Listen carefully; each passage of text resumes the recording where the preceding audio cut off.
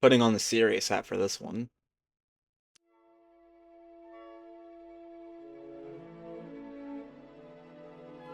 Looking back on the media the general public consumed as young children is often some people do when seeking nostalgia or fulfillment from simpler times.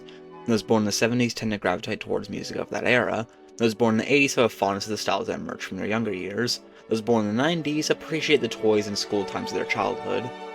Yet it seems with a certain work that has been read in the childhood of at least 2 or 3 generations, where it would have been read to elementary students in a class, it has been discarded as senseless, dangerous, traumatizing to many. I of course don't wish to imprint my will into those who hold these emotional feelings of this piece of literature, but I can't help but be mildly entertained reading over people's rants through what turns out to be a deeply clouded political lens that was forged with selfishness and privilege.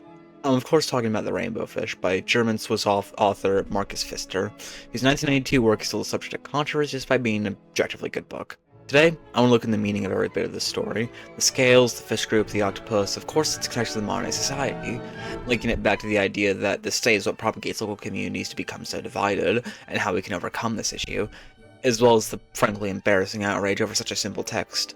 To do this, I'll read off a few pages of the story, and pause to insert my thoughts on the meaning of the text, before at the end taking a structured and fortified opinion piece on all the links that has to do with society today. So sit back, grab some water, and enjoy. A long way out in the deep blue sea, there lived a fish. Not just an ordinary fish, but the most beautiful fish in the entire ocean. His scales were every shade of blue and green and purple, with sparkling silver scales amongst them. The other fish were amazed at his beauty. They called him the Rainbow Fish. Come play with us, Rainbow Fish. They would call. Come and play with us. But Rainbow Fish would just glide past, proud and silent, letting his scales shimmer. Now, even with coming to a halt so soon, we can see some obvious connotation of what the Rainbow Fish's scales represent. We don't have a lot of background knowledge exactly, and I'm sticking to just the book for this video, so if there's some reason given in the TV show or animated short film, I don't know about it then, and it's irrelevant to the discussion of now. We can make out that the scales are riches, property, wealth that the Rainbow Fish himself has. Assuming it's a genetic trait, the scales are quite literally inherited from his wealthy and scaled family. The working fish admire his scales with much respect, simply asking him to come play with them, as if he were a taller kid in elementary school who had brought a new phone to class back in 2014. Boy, do I remember those days. Yeah, he ignores them. His scaled self is not worth the time of the plebs, he thinks to himself as he swims on. Even a simple comment that he was just tired or not in the mood to play would have sufficed, yes. Yet, he intentionally flashes his bright scales to the fish. You will never have this, the scaled thinks. I do not need to remind you how skewed the rewards for those who are wealthy and do not work are those who are poor and do work. The wealthy can pay to have people keep a close eye on the scales, watching them slowly amass an amount, but the poor must work and dream. A dream that'll never come forth, that is, unless he were to put down his working brethren for a chance at success. One day, a little blue fish followed after him. Rainbow Fish, come here! Please, give me one of your wonderful shiny scales! They are so wonderful, and you have so many! You want me to give you one of my special scales? Who do you think you are? Cried the Rainbow Fish. Get away from me! Rocked, little blue fish swam all away. He was so upset he told all his friends what happened. From then on, no one would have anything to do with the Rainbow Fish. They turned away when he swam by. Here, the working fish just does not confront, agitate, or even beg off with the scaled. He simply compliments his great look and asks politely if he may share his riches. He is belittled, reminded of his place in society. You will never have this, the Rainbow Fish cries once again, albeit in a more direct and vocal manner this time around. Yet, the Rainbow Fish makes a crucial mistake here. The scaled, the smart scale I should say, as they do, but worker. I already gave you a portion of my skills to charity for the sick and lonely old fish out in the dark side of the ocean, which is never proportioned to his own wealth and mass, and even if it was, there should be millions, if not billions more.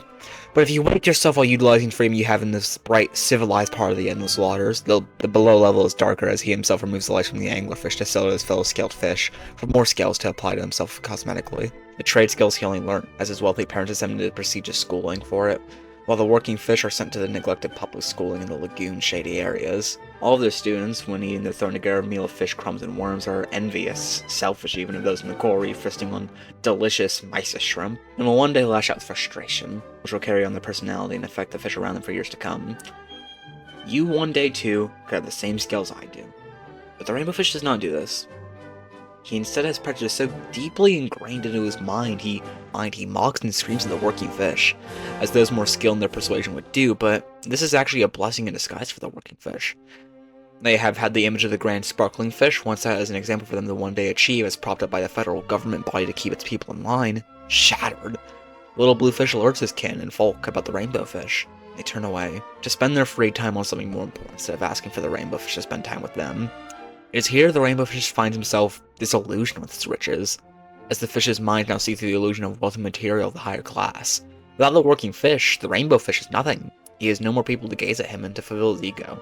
Just as the employer would have no people to exploit, no workers to work for long hours and low wages, if the general working people were to gain this class consciousness, or in this case, scale consciousness, as funny as it sounds, the people would simply organize themselves into self-sufficient communities before abandoning their work until the changes are made. The oppressor cannot live his lavish lifestyle without the surplus value that he stole from the working men for himself. This form of gaining complete autonomy and independence from the bosses heavily differs from traditional interpretations of workers' rights, as were described by people like Pennicook or Talman, who advocated for a bureaucratic bundle of sorts to organize a replacement of the current means of things. This itself does not free the working people, but more so places them under a new management, one still infected with wage labor and repression from the state.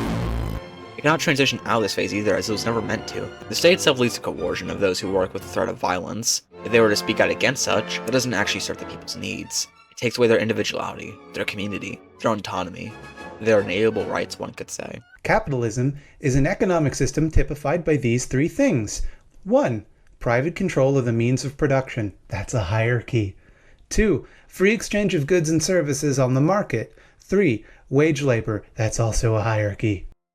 What good were the dazzling shimmering scales with no one to admire them?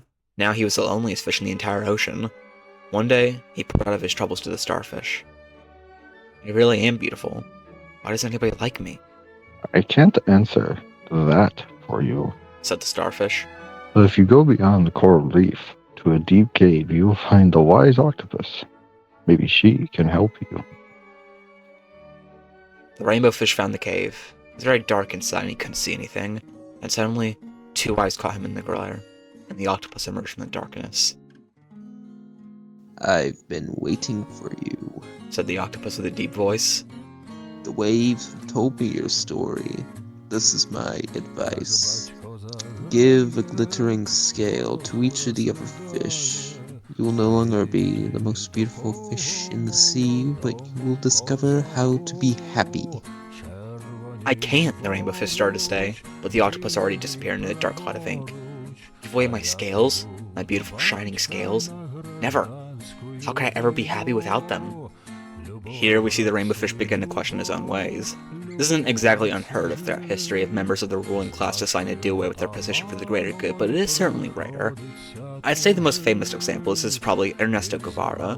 Born in a rich and wealthy family of white Argentinians, he was certainly a privilege. In his diaries he wrote during his youth, he most certainly reflected this. He was a racist and homophobic man, as most were for the time, yes, but after completing his tour, gaining so much experience from the real world, he would later come to regret these ideas and denounce them. He would overthrow the brutal military dictatorship of the Batista regime in Cuba, before traveling across South America and Africa to incite revolution against the colonial-backed governments. He was eventually captured in Bolivia, executed by members of the Central Intelligence Agency in the country for what he had done.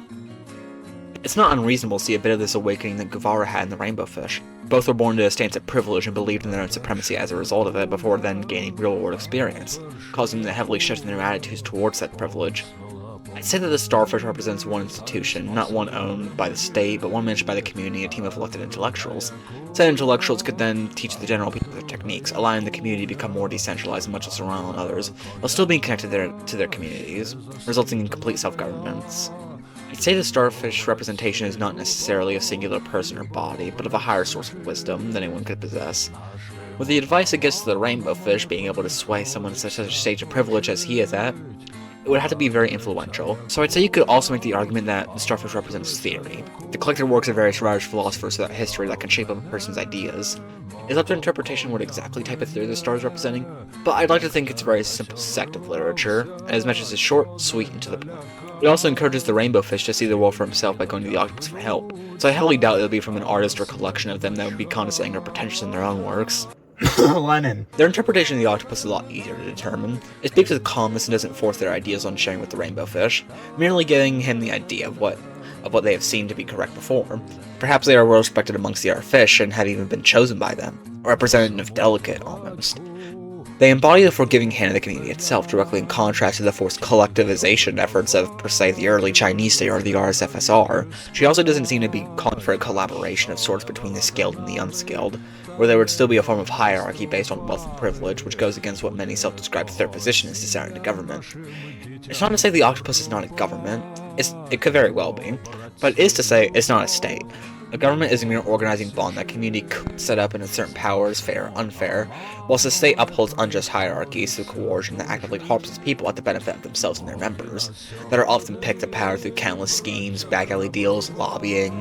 This is especially seen with the octopus's disappearance at the plebeian fish's arrival. They are not some all-seeing, all-deciding force. They are a body that simply represents the people's wishes whilst holding no power over themselves. It is seen in this true libertarian society that although rulers do exist in heavy air quotes, they do not rule the people they govern, but rather it's the other way around, which is a common misconception amongst the uneducated for what a libertarian society is actually supposed to look like.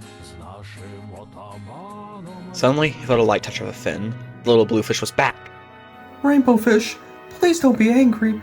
I just want a little scale. The rainbow fish wavered. Only one very, very small shimmery scale, he thought. Well, maybe I wouldn't miss just one. Carefully, the rainbow fish pulled out his small scale and gave it to the little fish. Thank you so much!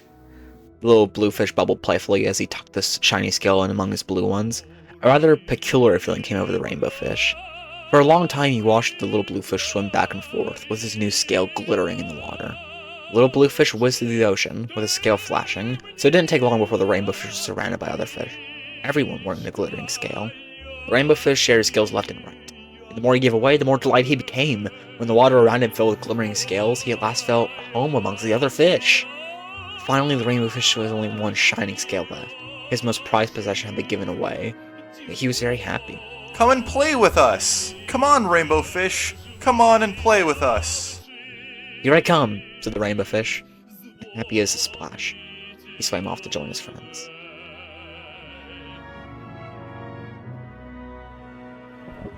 Here, the rainbow fish begins his distribution of what he once hawked to himself. It's a very simple concept. Whatever you're not using, it's not yours. Simple. This argument comes in the form of collective ownership and justification through the fact that no invention or product would be possible without hundreds of years of innovation and work amongst manufacturers, workers, miners, tradesmen. Whilst also recognizing the reason why such things were produced in the first place, comes a distinction of private and personal property. Personal property is things that a person owns that could only ever be used for them specifically. Things like a bed, clothing, phone, computer, art tools, and a whole lot more. Whilst private property refers to resources that end up hogged up in the hands of private ownership. Things like large homes, land, farms, mega churches, one could say, and law, which are not only unjust to hold as private property, but also inefficient. As worker democracy initiatives across the world that put means of production in the hands of the laborers have made things objectively more efficient and of higher quality, whilst also not robbing the toilers of their surplus value. Of course, what determines private and personal property has been suited to the context of the current situation. For example, in a time of crisis in which the workers would reach for their own power, housing, food, clothing, and more will be organized via volunteers and redistributed to the needs of the people when resources might be scarce. Once this crisis has concluded in victory, the resources will be produced more efficiently and desire for excess and non-essentials would have cleared up somewhat, as was seen in places like Danis. And eventually, a state of post-scarcity will be achieved, in which luxury is not either out of reach nor demonized as harmful to the community, but simply as an optional and very easily obtainable object, one could say, to the working society. Those who do not work in the system will be supported for obvious reasons. They are human just as you and I, but their access to luxuries will be restricted as the community sees fit, assuming they are able to work but they choose not to. Yet, their inalienable rights to food, water, and shelter will not be taken away from them, as there will be no power great enough to do so, and if one were to arise in the local community and other institutions that stay loyal to the cause would unify to prevent such an occasion. Again, an achievement of complete self-defense and self-governance amongst a group of people. The next topic of discussion requires much less explanation. The rainbow fish becomes delighted when he gives away his scales to the school around him. This is basic mutual aid. People do it, animals do it. Everything in the history of anything ever has done mutual aid before, where communities work together to provide for each other. It doesn't take that much thought to see why. People aren't exactly content with seeing the community live in struggle, and therefore naturally begin to work together. This is seen in Madagascar, for example. During the 90s, the country faced a political crisis where the International Monetary Fund, seeking to encroach its globalization ideals onto the country, effectively bankrupted the nation-state, causing the army and the police to retreat from the central highlands into the coast where most of the people in the population did reside, which left the ethnic Tsihetsi people, a historically communal type, to become autonomous, and which anthropologist David Graeber described as successful. Especially considering with how deeply ingrained this sort of anti-status attitude was already in their culture and had been for centuries, even today with the Malagasy state gaining stability. Oh. Never mind. They still retain self-governance and self-determination, just not to the extent in which they did in the 8-year-ish period they became totally self-governing. They are a highlight example of mutual aid in society, it's just that the conditions which they so happen to go through were excellent at showcasing such attitudes, which most, if not all, libertarians describe as part of human nature, while not disregarding the parts of it that do sometimes show selfishness in the people. It's not a delusional thought process, it is a logical one based on historical and present facts and analysis in human behavior. At the very end of the story, with these new ideas, practices, actions, behaviors, and goals, direct action, one could say, the community, and therefore the individual, are much, much happier. But some people, how do I say this without being offensive, are, literary-wise, completely inept.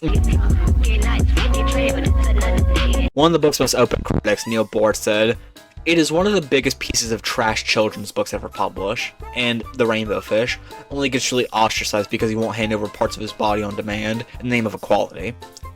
Just a single look into who Bortz is can tell us exactly why he thinks of the book this way. A self-described right-wing libertarian who is both a wealthy radio host and a man who served the corrupt court system while hypocritically speaking out against it. He's a typical of his type. You know, the kind who got George Bush's second term to be a thing and ended up sending thousands of good young men to die in a war, whose purpose was to set up a new glorified military base in the middle. Oh. I guess I don't need to continue. But when looking at this analogy, if you could even call that, it falls apart quickly. The rainbow fish removes his scales completely painlessly before distributing them in an equitable, in this case, equal manner. All the other fishes get one scale, as does he, and they are happy with it. But what if the rainbow fish needs more to be satisfied than the little blue fish, critics say? Assuming the rainbow fish will be selfish enough to not content with just one beautiful scale on him, this would still leave one to who knows how many fishes without any scales, if he were to take more. Even ignoring that, there lies a deeper problem in this argument. As I mentioned before, the fish, all now with special scales, bond together as a community, which is free from federal power. If the rainbow fish does not see the value in this community bond, where all his local and area are happy, it'd only be right to call him selfish and greedy, with little regard for his brethren. Which, by the way, ties into multiple cardinal sins within the Christian religion in varying amounts, but hey, that's not for today. If he were to accept the now fully scaled community, as he does in the story, who knows how well it could go for them. Perhaps they could attract attention and support their scales, that being their successes, and their system, that being a collective one, and venture out with the new fishes to search and work for more scales, that being profit. And so one day, everyone could have a full body of rainbow scales, that being a luxury, now made into a simple fact of life. But what if there are more scales than fish in the school? Let them either be in storage or have the community decide their use for them. Surprisingly, real-world issues aren't always black and white, like how mainstream media production companies may try to convince you of one light dash to the right of center, or a dainty jump to the right of center. That's assuming you do actually believe this compass lies where it should, when objectively the center lies around pure apoliticism, when those largely described as radical right would lie about here, with the actual self-proclaimed radical right even further than them. That is to say, the so-called moderate right doesn't use the language of the extreme right, however. Whilst their primary opponents, that being the more liberal-minded folk, would maybe be scooched over a few tiles to the left. Still not even coming close to the intersection because, surprisingly, not. When you realize the term alternative left refers to actual followers of leftist theory, the arguments fall apart pretty quickly. Botkin comments on this in his famous work, The Conquest of Bread. When it comes to communities managing better by themselves, then it will with a federal state or Richmond.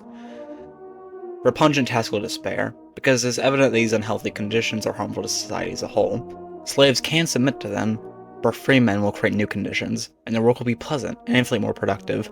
The exceptions of today, the rainbow fish, will be the rule of tomorrow, the hypothetically fully scaled ocean. I probably would have said a bit more about the criticisms, but in all honesty, this video is getting way too long. And also, most of them just seem to be repeating themselves, I'm being honest. Just, oh, this is a bad example for children. It isn't. It's an objectively good one, and I think I've proved my point as to why it is. All in all, I want to thank Phister. He made a good book. It kept me entertained. And it gave me a nice school assignment to work on. So, I hope you at least have a secondary opinion now. Even if you don't agree with me, that's fine. My goal isn't to change your mind necessarily, it's more so just to give my own thoughts. I feel like that's what people should look to do when they make these kind of analyses or critiques of certain works. But even if you didn't, I hope you found it entertaining. Thank you, and goodbye.